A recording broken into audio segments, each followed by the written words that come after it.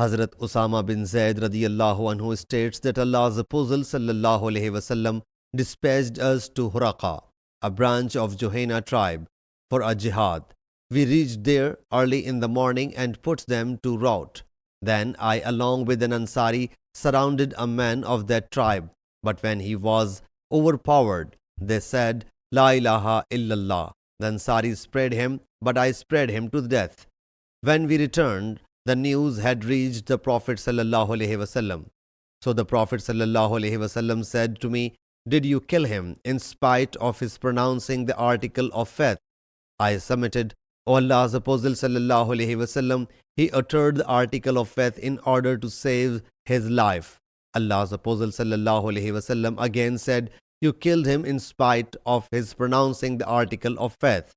The Prophet sallallahu alaihi wasallam was repeating this statement, and I wished I had not embraced Islam before that day.